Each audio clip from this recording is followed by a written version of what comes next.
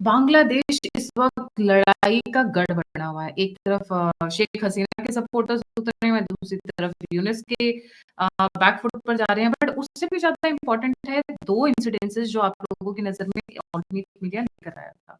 एक तो एक एक्स सीआईए एजेंट का मारा जाना जो मोदी जी की तरफ निशाना साध के बैठा हुआ था, और दूसरा एक आईएसआई एजेंट का। इस वक़्त Dhaka has become the Dane of spice, जिसको कहा जाता है वेनिस ऑफ द ईस्ट।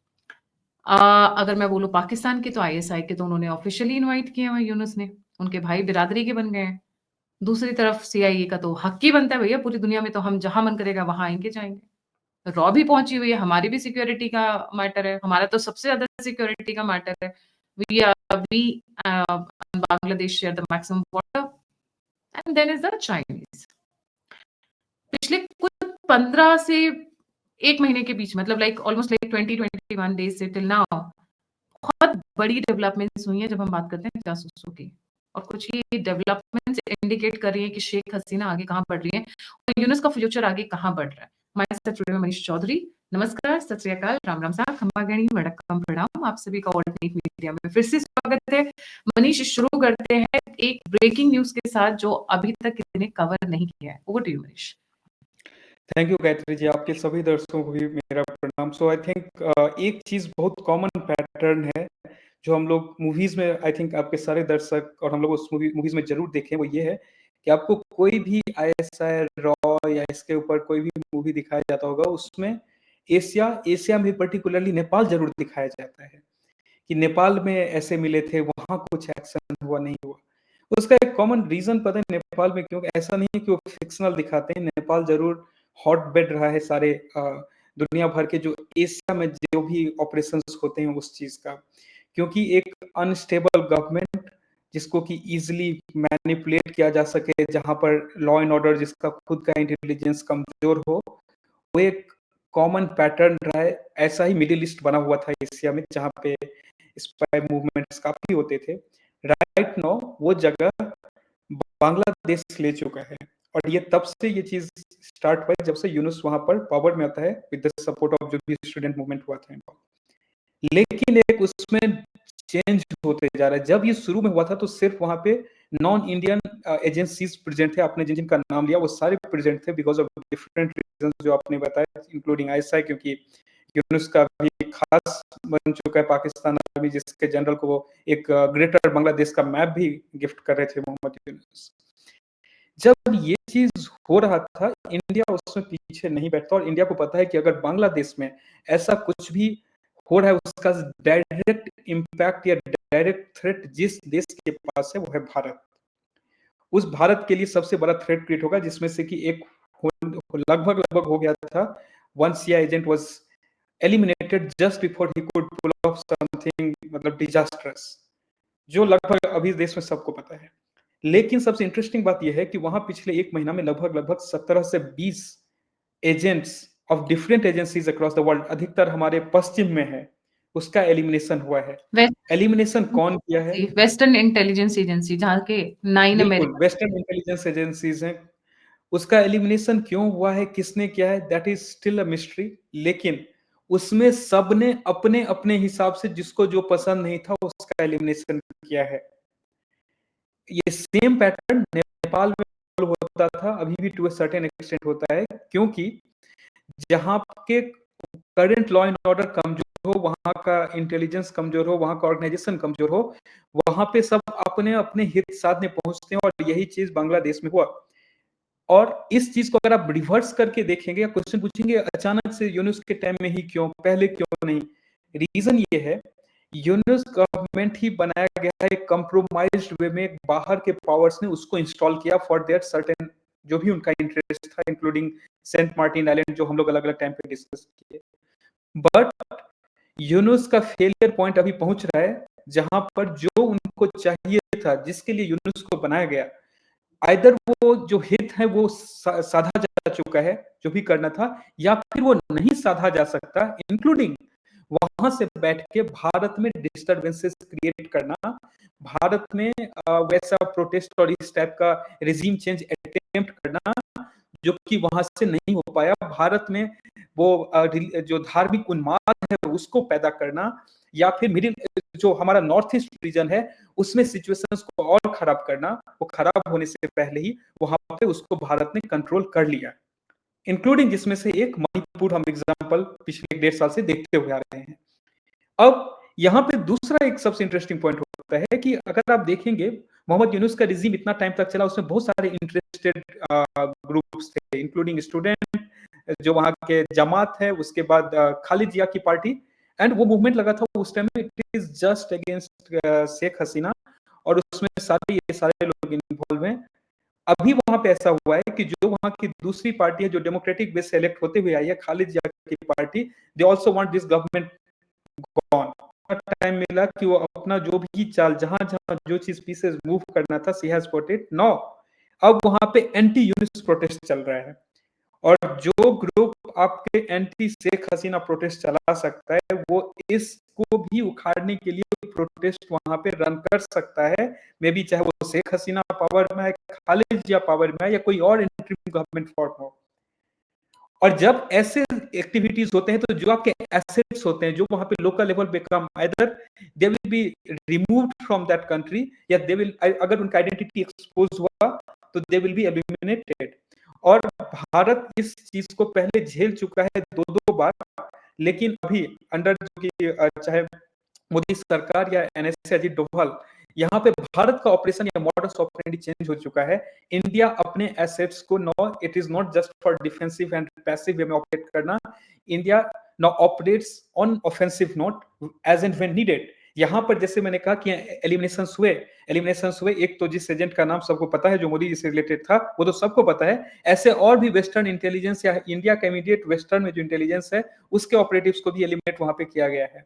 सबको याद दिला दूं कि मैं किस चीज की बात कर रहा हूँ। मोरारजी देसाई और हामिद अंसारी के टाइम में 2 बार ऐसा हुआ कि इंडिया के, एक बार ईरान में और एक बार आईएसआई को इंडिया के ऑपरेटिव्स का नाम लीक कर दिया गया था, and close to more than 50 operatives in combined ये दोनों मिला करके मारे गए थे। But that is not India anymore. अभी हमारा ऑपरेशन में ऑफेंसिव इसलिए बात कर रहा हूँ कि जब वो 17 से 20 की बात चल रही है, उसमें बहुत बड़ा चंक ये नाम आ रहा है कि दैट वाज इंडियाज ऑपरेशन, क्योंकि सबसे बड़ा थ्रेट मिडिल ईस्ट के साथ इंडिया के, सॉरी, नॉर्थ ईस्ट पे इंडिया के लिए था। और इस चीज को डबल वैलिडेट करना कि how India is tackling the Bangladesh problem, क्योंकि जब हम टू फ्रंट की बात करते हैं, टू फ्रंट नो मोर ये थ्योरी नहीं बचा है, ये एक्चुअल रियलिटी है। पहले हमें लगता था कि बांग्लादेश एक फ्रेंडली फ्रंट है, हम क्यों फिर भी टू फ्रंट की बात करते हैं, चाइना को जनरली हम कंसीडर करते हैं, but right now that second front is Bangladesh as good as China, क्योंकि फ्रेजाइल गवर्नमेंट, रेडिकल एलिमेंट्स और एंटी इंडिया में फैक्टर्स सारे वहां पे एट प्ले हैं। 17 इंटेलिजेंस ऑफिसर्स का मारा जाना, जिसमें से 9 अमेरिकन से कहा जा रहा है, बाकी तुर्की भी बड़ा प्यार जता रहे हैं ना अभी बांग्लादेश से, ईस्ट पाकिस्तान बनाने में लगे हुए हैं बांग्लादेश को, और पाकिस्तान के तो है ही है। तो मिला के टोटल 17 की डेथ हुई है, and this is coming from different social media sources and other sources also. जो बांग्लादेश में बैठे कुछ फ्रेंड्स हैं, वो लोग भी इस चीज को कोरॉबरेट कर रहे हैं कि yes, it is happening, silently happening. कहीं एक्सीडेंट हो जाता है, कोई सीढ़ियों से गिर जाता है, अब क्या करें, देखो दुर्घटनाएं होती रहती हैं। But yes, coming back, this is happening because Sheikh Hasina के लिए अब ग्राउंड तैयार किया जा रहा है बेसिकली। और ये जो डेथ सेंटेंस दी है आज, ये डेथ सेंटेंस ऑब्वियसली यूनिस के लोगों ने ही दी है, बट अब इसका एक होता है एक्शन, यूनिस ने दिखाया है, रिएक्शन अब आना बाकी है। जी मनीष।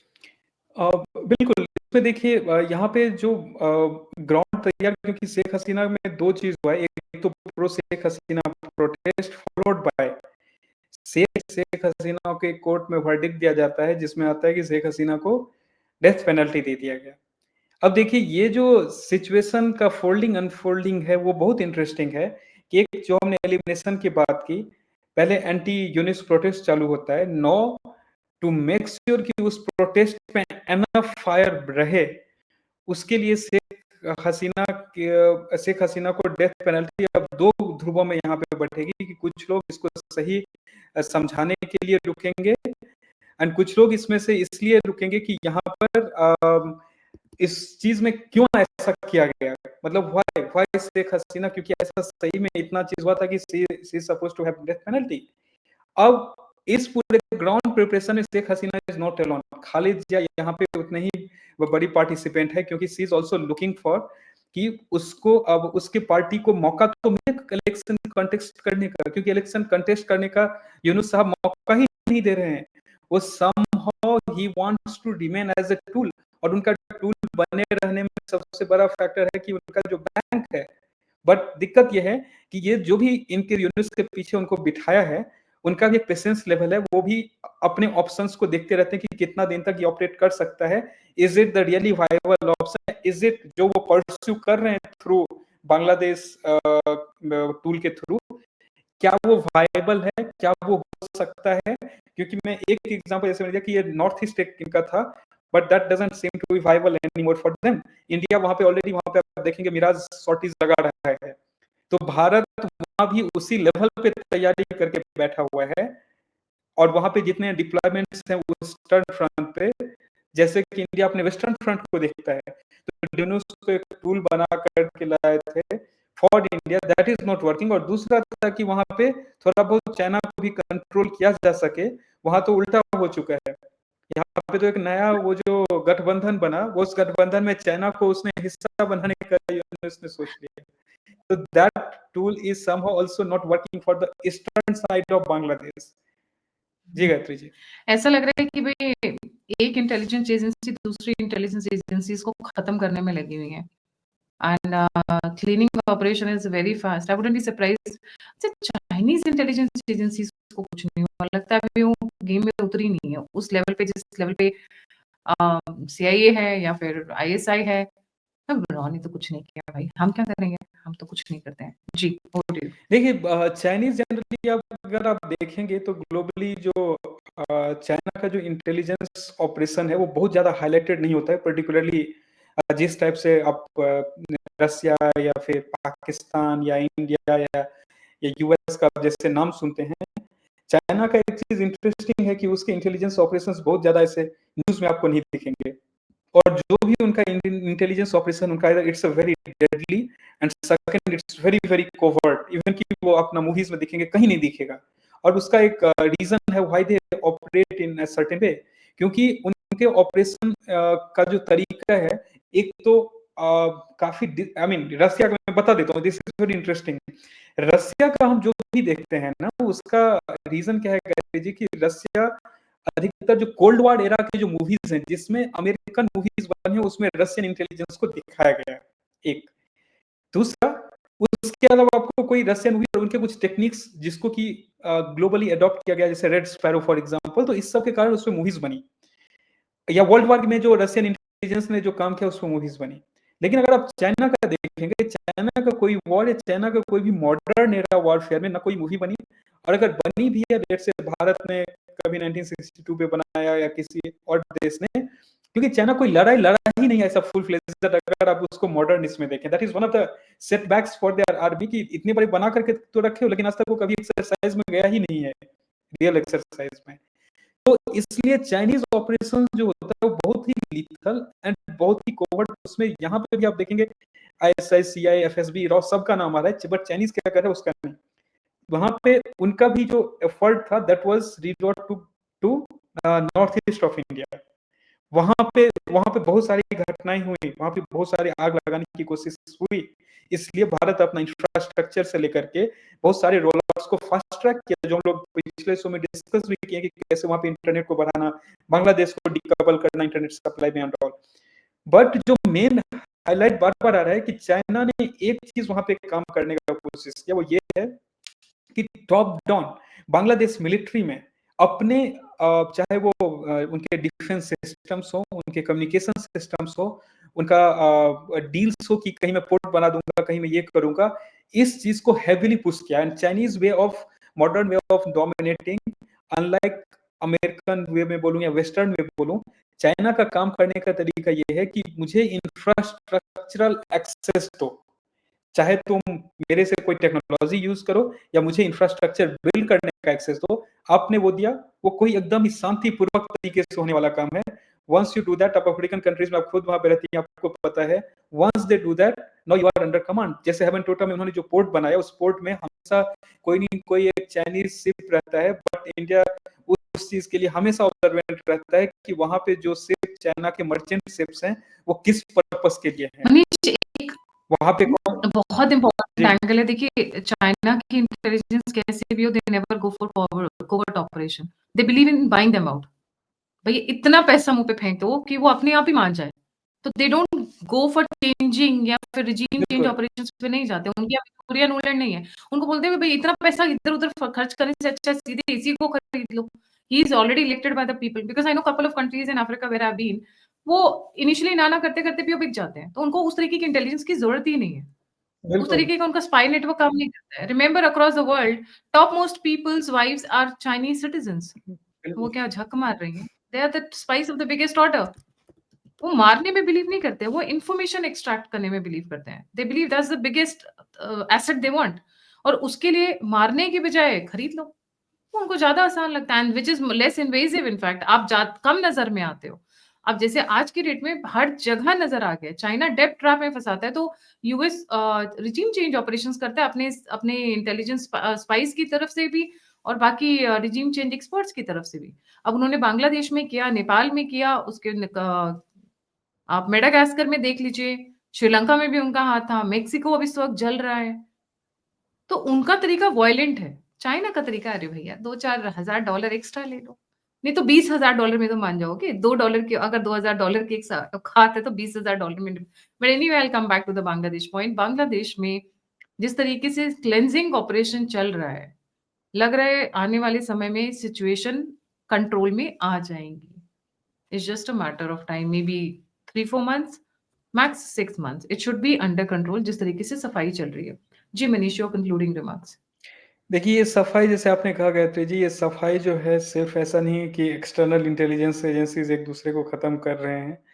जितने लंबे टाइम तक शेख हसीना वहाँ पे पावर में रही हैं, definitely she will have her own loyal agency members, और हर एक देश में, कोई भी देश हो, जो उनके इंटेलिजेंस ग्रुप्स होते हैं, उस इंटेलिजेंस ग्रुप में बहुत सारे ऐसे अगर मे बी आप उसको रोग एलिमेंट कभी बोलते हैं, मे बी आप उसको अदृश्य राज बोलते हैं, वो वहाँ पर प्रेज़ेंट होते हैं, और वहाँ पे जब ये एक्टिविटीज़ चल रही है, it a mix of everything. जिसको पुराना हिसाब चुकाना था, वो भी चुका रहा है। भारत को कहीं कोई हिसाब चुकाना था, भारत भी अपना वहाँ पे बराबरी कर रहा है। और एज़ वेल एज़ जो ऐसे एलिमेंट्स हैं सिटिंग विद इन बांग्लादेश, क्योंकि बांग्लादेश का भी उसका भी अपना इंटेलिजेंस ग्रुप है, जिसको लग रहा है क्योंकि एक्सपोज़ हो रहे हैं ये सारे।